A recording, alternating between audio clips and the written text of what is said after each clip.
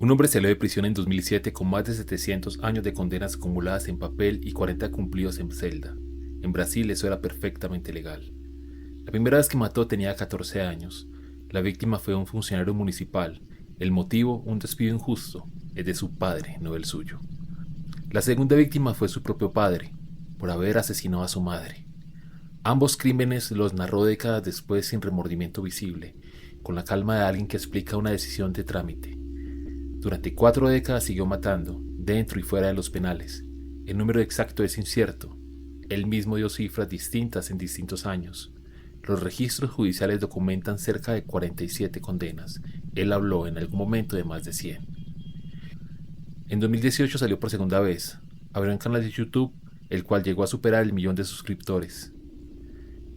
Esta es la historia de Pedriño Matador, el asesino que por profundos vacíos en la sociedad llegó a escalar a influencer, evidenciando una escalofriante falla cultural, la justicia por mano propia. Esto es Los Conductos, un canal que no explica crímenes, analiza los sistemas que los hacen posibles. Hay una trampa frecuente en el análisis de asesinos en serie: aislar al individuo del territorio que lo produjo y tratarlo como si hubiera emergido del vacío. El caso de Pedro Rodríguez Filo no permite ese recurso. El Brasil de la segunda mitad del siglo XX atravesó una de las transformaciones económicas más abruptas del hemisferio. Sao Paulo pasó de 2 millones de habitantes a más de 12 entre 1950 y 1980. Crecimiento que no fue un accidente demográfico, sino el resultado de una industrialización forzada que necesitaba mano de obra barata. La obtuvo del interior rural progresivo del país y no resolvió ni intentó resolver con seriedad el problema de dónde iba a vivir toda esa gente ni en qué condiciones. La violencia que se instaló en las periferias paulistanas no fue importada por los migrantes, fue generada por las condiciones en que se vieron obligados a existir. Desde finales de los años 50, grupos de policías y expolicías operaron en Sao Paulo y Río de Janeiro bajo el nombre de Escuadrones da Morte. Su lógica era sencilla: si el sistema judicial era lento, burocrático y permisivo, ellos serían implacables y eficientes. Identificaban a individuos catalogados como criminales y los eliminaban sin juicio y sin garantías procesales de ningún tipo. El Estado los toleró durante décadas y en algunos periodos los protegió. Este mismo Estado demostró que la violencia extrajudicial no tenía consecuencias, que una parte de la sociedad la aplaudía y quien decidía quién era criminal era el mismo que lo ejecutaba. El Minas Gerais de mediados del siglo XX era una sociedad donde el padre mandaba. La violencia doméstica era un instrumento de control y ciertas ofensas, la traición, el deshonor y la humillación pública se saldaban con violencia, no como excepción sino como norma.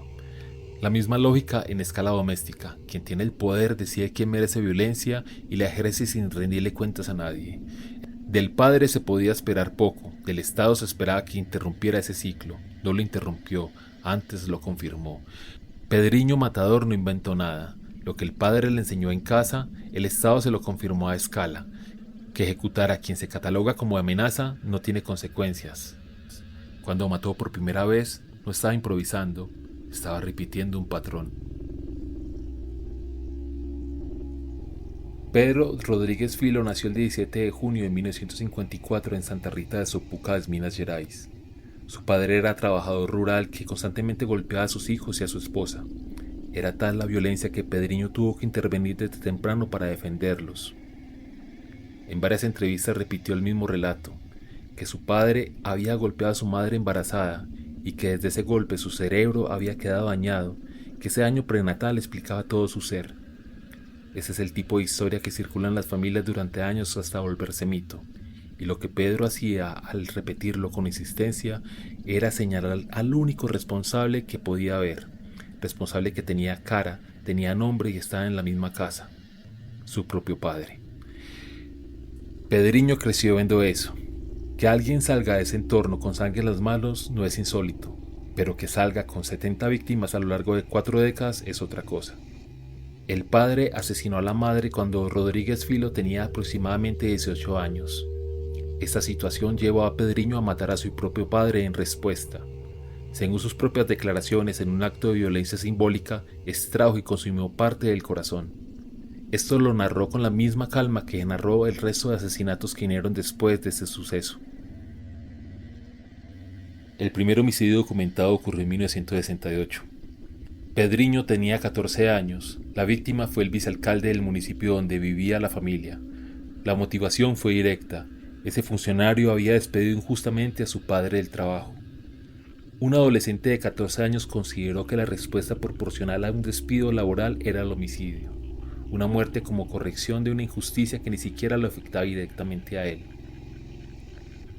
Esa estructura, ofensa percibida, juicio unilateral y sentencia letal, es el núcleo del sistema que Rodríguez Filo aplicó durante 4 décadas. Nunca lo llegó a cuestionar. Las fuentes no registran arrepentimiento ante ese primer crimen. Lo que registran es alivio.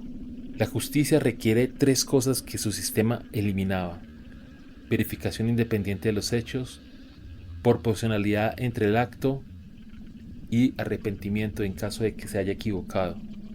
En cambio, en Pedriño Matador, el juicio era unilateral, la consecuencia siempre la misma y no existía instancia de apelación. Sin esas fricciones, el que decide quién es culpable y quién merece morir es simplemente el más fuerte o el más convencido de su propia razón. Rodríguez Filo era exactamente eso, y en eso no se diferenciaba de los escuadrones de la muerte. La lógica era idéntica, lo que los separaba era otra cosa. Los escuadrones de la muerte mataban en silencio institucional. Rodríguez Filo mataba explicando el porqué. Necesitaba ser entendido, necesitaba ser validado. Esa necesidad de audiencia que en 1968 se resolvería en una entrevista para una revista. Después de los primeros homicidios, migró a Sao Paulo. Su disposición a la violencia tenía un valor en el submundo criminal paulistano, pero nunca fue un miembro disciplinado de ninguna organización. Podía matar por encargo y podía matar al que le había dado el encargo, si consideraba que también lo merecía. Operaba bajo su propio criterio y no lo subordinó a ninguna jerarquía externa a lo largo de toda su carrera. El justiciero que mata al inocente porque lo creyó culpable no es menos peligroso que aquel que mata por placer. Solo tiene mejor relaciones públicas. La narrativa central de Pedriño Matador era que solo mataba a criminales. La categoría era elástica: traficantes, violadores y secuestradores en su versión más restrictiva, cualquiera que lo hubiera dañado o desafiado en su versión más amplia. No hay evidencia de que realizara ningún tipo de verificación antes de actuar. El juicio era unilateral, instantáneo e inapelable. En un sistema sin garantías procesales, la probabilidad de matar a personas que no correspondían era significativa. Lo que llama la atención no es que eso pudiera ocurrir, sino que no lo perturbara. Pedro tenía una justificación para cada homicidio, una lógica, una explicación disponible. La razón sin contrapeso mata tan bien como su ausencia. Sus métodos variaron según el contexto: armas de fuego fuera de la prisión, armas blancas fabricadas dentro. El estrangulamiento documentado en casos específicos requiere contacto físico sostenido y tiempo. No es el método de alguien que busca eficiencia. No enterraba cadáveres ni borraba rastros. Actuaba como alguien que no esperaba consecuencias porque consideraba que no las merece. Que tardara décadas en ser capturado tampoco fue un mérito suyo. La coordinación entre policías estaduales era rudimentaria y la movilidad entre estados hacía el resto. Las fuentes atribuyen entre 10 y 14 homicidios cometidos dentro de los penales. Sus víctimas respondieron a 2 categorías: condenados por delitos sexuales contra menores y reclusos que lo desafiaron. La segunda categoría es la más reveladora: matar a quien lo desafía en un entorno cerrado no es justicia popular, es consolidar jerarquía. La narrativa se ajustó para cubrirla sin modificarse. La categoría criminal no era un criterio real, era la justificación disponible. El criterio real era la percepción de ofensa o desafío, y la categoría se estiraba según fuera necesario para cubrirla. El Estado que encarceló a Pedro produjo las condiciones para que Pedro siguiera matando. Ninguna evaluación psiquiátrica determinó psicosis activa ni pérdida de contacto con la realidad. Pedro sabía que lo que hacía estaba mal y lo hacía igual. El diagnóstico más consistente en las fuentes es el trastorno antisocial de la personalidad, pero esa etiqueta sola no alcanza. El trastorno antisocial describe conductas. La psicopatía describe algo más específico: la ausencia de lo que normalmente frena esas conductas, sin culpa, sin empatía, sin remordimiento. Pedro no era alguien que sabía que estaba mal y no podía parar. era alguien para quien simplemente no estaba mal. La narrativa del exterminador de criminales cumplía funciones precisas. Construía una identidad positiva sobre la de asesino, buscaba validación pública y controlaba el relato frente a jueces y periodistas. Que esa narrativa fuera elaborada y coherente no lo alejaba del diagnóstico. Pedro no justificaba sus crímenes a pesar de saber lo que era. Lo justificaba precisamente porque sabía lo que era. Dentro de la cárcel se convirtió al evangelismo. No fue el primero en hacerlo ni el último. La conversión religiosa en prisión tiene un historial documentado como herramienta para ablandar juntas de libertad condicional y construir imagen pública. La conversión no lo transformó, amplió el relato. Al lenguaje de la justicia popular le añadió el de redención. El resultado fue el relato de 3 actos. Primero fui dañado, luego hice justicia, ahora fui redimido. Para alguien que necesitaba audiencia, faltaba solo la plataforma. Entró al sistema penitenciario brasileño en 1973 y encontró exactamente lo que el sistema le había enseñado, que la violencia no tiene consecuencias. Las cárceles paulistanas de la época triplicaban su capacidad oficial. No había clasificación de reclusos por peligrosidad, el personal era insuficiente y mal pagado. En ese entorno, la violencia era un recurso de supervivencia y quien la ejercía con más eficiencia mandaba. Los homicidios que cometió dentro de los penales no ocurrieron a pesar del sistema penitenciario, ocurrieron gracias a él. El Estado sabía que lo tenía bajo su custodia, el Estado sabía que continuaba matando, el Estado no tenía las herramientas, la voluntad política ni probablemente el interés para interrumpirlo. Las condenas acumuladas sumaban más de 700 años, 700 sobre el papel, 40 de cumplimiento efectivo posible. El artículo 75 del Código Penal brasileño establecía un tope máximo de 40 años de reclusión, independientemente de las condenas acumuladas. Conocía esa disposición. Cada nuevo crimen dentro de la prisión generaba un nuevo proceso que reiniciaba el cómputo del tope. Pero el mecanismo tenía un techo, y él sabía cuál era. En 2007, cumplido ese tope, fue liberado.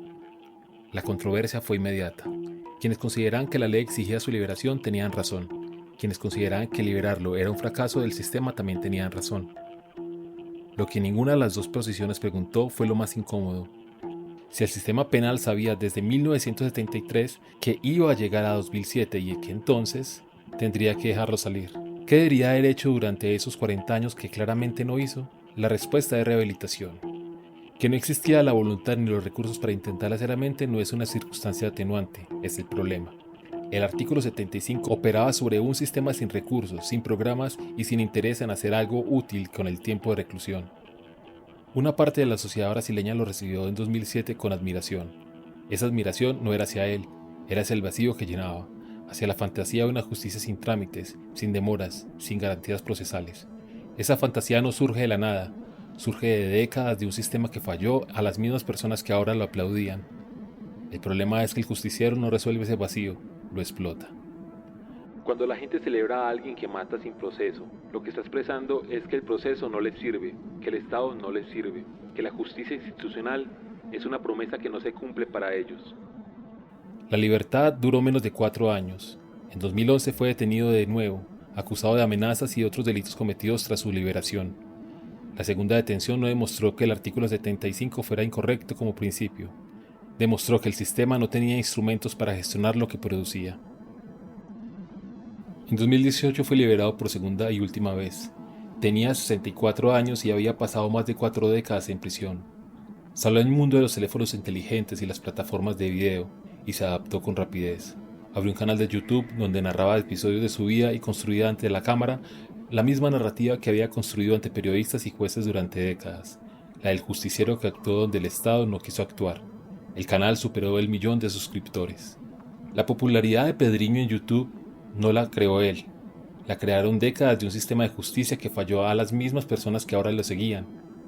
Donde el Estado aparece como agresor o como ausente, el justiciero llena ese espacio con algo que aparece justicia y no lo es. La rabia es legítima, el destinatario es el equivocado. El justiciero le conviene al Estado que lo produce. No redistribuye poder ni reforma instituciones. Elimina personas bajo un criterio que nadie puede verificar mientras el sistema que genera violencia permanece intacto. Es una válvula de alivio que además distrae, canaliza la rabia hacia individuos, no hacia estructuras. La plataforma no creó ese fenómeno, lo amplificó. Le dio escala global y le dio ingresos publicitarios. Monetizar a Pedriño Matador no fue un acto de libertad de expresión, fue un negocio. Murió el 8 de noviembre de 2024 en Sao Paulo a los 70 años por causas naturales. Había pasado más de 4 décadas en reclusión. Las víctimas, que en la mayoría de los relatos aparecen reducidas a una cifra en disputa entre 47 y más de 100, tienen nombres. La mayoría de esos nombres no están en ningún artículo sobre él, en ningún documental ni en ningún video de YouTube. Este es el resultado de décadas de cobertura mediática que encontró más interesante al asesino que a los asesinados. Irónicamente, este canal tampoco escapa de esa lógica. El sistema que lo produjo sigue operando. Un sistema social produjo las condiciones. Un sistema penal no las interrumpió. Una cultura que durante décadas no supo si condenarlo o admirarlo terminó dándole una cuenta de YouTube verificada y publicidad de marcas de electrodomésticos. Mientras alguna de esas 3 dimensiones permanezca sin resolver, el fenómeno se repetirá. Con otro nombre, con otro canal, con otro millón de suscriptores que no son la audiencia del problema, son el síntoma más visible de él. Esto fue Los Conductos.